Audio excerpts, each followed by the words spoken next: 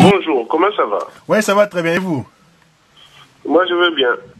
Ok, je voulais vous poser quelques questions parce que je vous ai lu sur Facebook. Le lundi, il y aura l'accord de paix entre le gouvernement congolais et le M23. On dirait que Oui. vous en êtes très content, hein? Non, pas du tout. Nous sommes tout simplement... c'est le gouvernement. On commence déjà? Oui, oui, on commence, oui.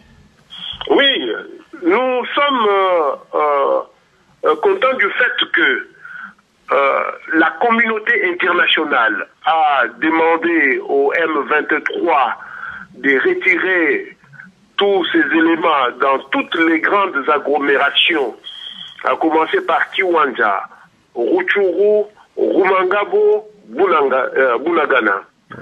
C'était un deal qui était fait pour que, au retrait des troupes, qu'il y ait un accord.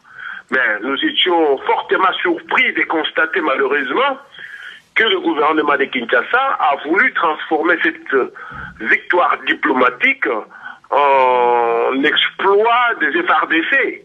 C'est ça ce que nous n'avons pas compris. Et aussi commencer à faire des déclarations contradictoires au deal qui était prévu de pouvoir signer l'accord. Ils ont commencé à chercher comment faut-il faire pour doubler la communauté internationale en disant qu'ils ne feront pas, ils ne vont pas signer l'accord et qu'ils vont signer, qu'ils vont faire une simple déclaration. Et là, les choses sont corrigées parce que la communauté internationale a commencé par les États-Unis d'Amérique qui avaient pesé de tout son poids pour que le M23 puisse quitter toutes ces agglomérations, viennent d'obliger le gouvernement de Kinshasa à signer l'accord tel qu'il était prévu déjà dans les 11 articles que nous avions négociés ensemble. Donc c'est un accord négocié qui sera signé. Vous voyez très bien que le gouvernement de Kinshasa, qui reconnaît ces armes-là, ne dit pas un mot.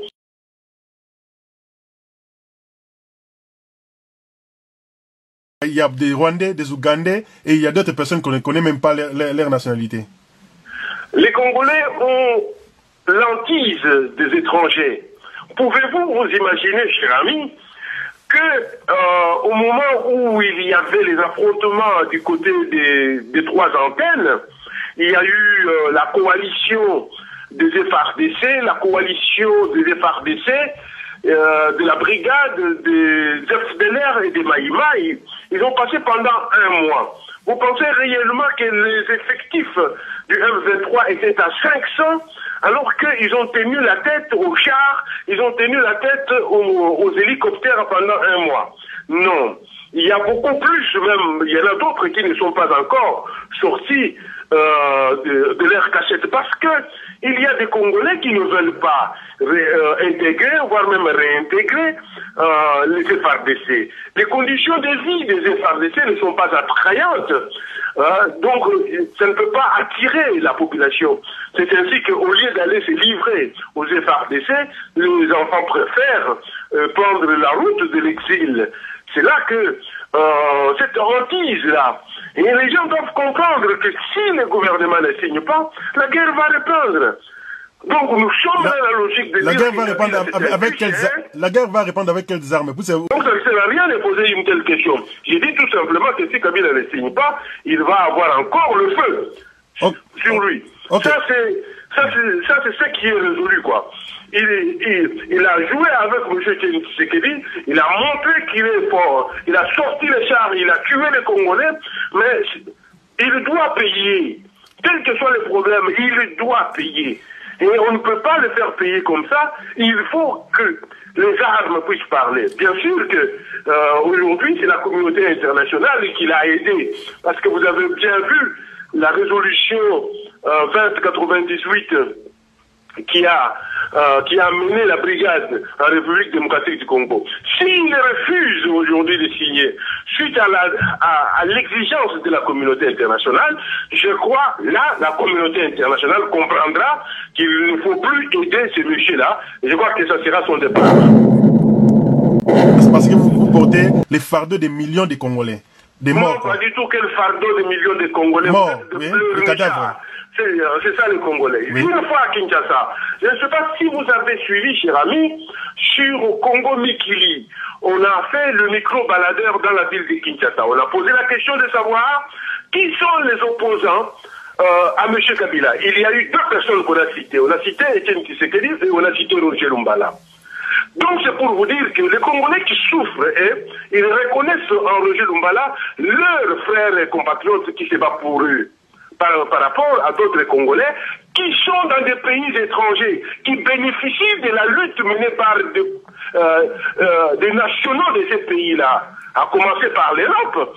Les Européens sont morts pour la liberté qu'ils ont ici, aujourd'hui, et nous, les Congolais, nous venons profiter de cette liberté-là. Et nous ne savons pas au juste ce qu'il faut faire.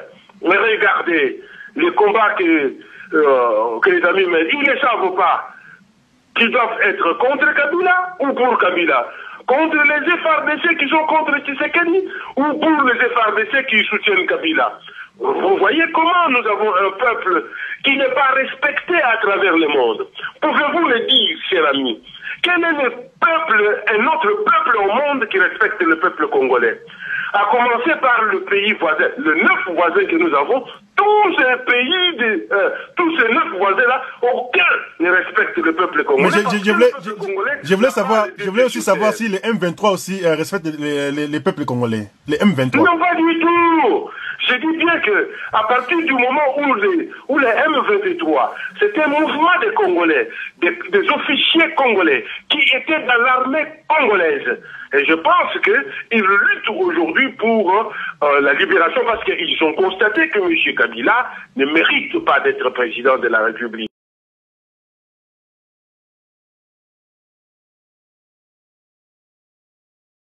Pourquoi vous demandez toujours l'amnistie générale? Vous n'êtes pas informé. L'ONU n'a jamais émis de mandat d'arrêt contre les responsables du M23. On a parlé des sanctions, ce n'est pas des mandats d'arrêt. Ouais. L'ONU n'a pas les prérogatives d'émettre des mandats d'arrêt. Okay.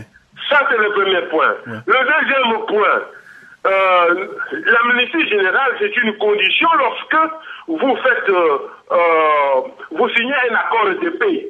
C'est comme ça que ça se passe à travers le monde. Ce n'est pas la première fois que les Congolais puissent demander l'amnistie.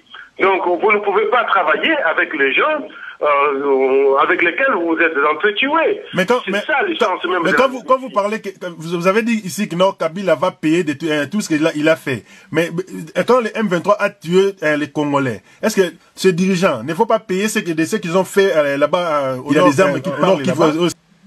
Oui, mais les armes sont fabriquées pourquoi, monsieur le journaliste? Les grandes puissances qui fabriquent les armes. Ouais. Il y a des armes pour tuer des oiseaux, des petits oiseaux, non, des pour la dissuasion, pour la dissuasion. Il y a des armes qui sont fabriquées, non pas seulement pour la dissuasion, mais pour tuer, je dis bien, c'est pour tuer. Il y a des armes pour tuer les animaux, il y a des armes pour tuer des hommes. Pour commencer d'abord à dire qu'il y a eu ceci et cela, nous pouvons commencer par inquiéter les grandes puissances qui fabriquent les armes et qui les distribuent à travers le monde. Je dis tout simplement, au moment où Kabila lui-même a commencé à tuer le peuple congolais dans la ville de Kinshasa, parce qu'il soutient M. Etienne Tshisekedi, parce que M. Etienne Tshisekedi a été élu, vous ne pouvez pas, si vous êtes réellement congolais, si vous pensez réellement que M. Etienne Tshisekedi a été élu président de la République et que M. Kabila avait sorti les armes, vous ne pouvez pas poser la question que certains Congolais prennent les armes pour combattre Kabila. C'est que M. Tshisekedi refuse. Il y a vraiment un malaise total où les Congolais ne savent pas au juste mais c'est ce qu'ils veulent dans la vie. Le M. Tshisekedi que vous parlez là, dont vous parlez là-bas, il refuse de prendre les armes parce qu'il est trop pacifique, je pense. Non, pacifique, il vous a demandé d'aller arrêter Kabila et de lui amener licoté. Oh. Il sait très bien que Kabila a les armes. Comment pouvez-vous aller arrêter quelqu'un qui a les armes et de lui amener licoté? Vous voulez que Tshisekedi parle dans quel langage? Dans quelle langue plutôt? pour que vous puissiez comprendre. Ok. Monsieur Roger, vous avez un dernier mot, parce que nous allons terminer dans 1 minute. Non, le dernier mot, c'est la lutte que je mène. Je mène cette lutte seule pour la République démocratique du Congo. Celui qui pense qu'il peut rejoindre Roger Lumbala dans cette logique, il rejoint Roger Lumbala. Mais comme vous le savez, je n'ai pas à solliciter, je ne sollicite pas, je ne solliciterai au grand jamais les citoyens congolais, surtout de l'étranger, parce que je sais que le rapport ne servira absolument à rien. Ils nous ont supporté M. Etienne Tshisekedi, ils ont soutenu M. Etienne Tshisekedi. Les résultats que nous avons, Tshisekedi n'est pas président de la République. Aujourd'hui, John Mindongala est en prison. Personne n'est capable d'aller le faire libérer.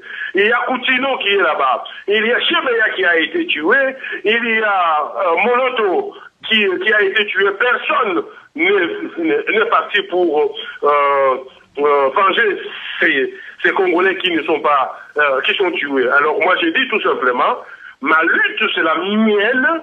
Je m'engage dans cette lutte pour le peuple congolais de l'intérieur, de la République, et je continue mon combat. J'avais dit que Kabila finira par signer l'accord. Il y a eu des langues de vipères qui se sont levées un peu partout pour dire que Kabila ne signera pas.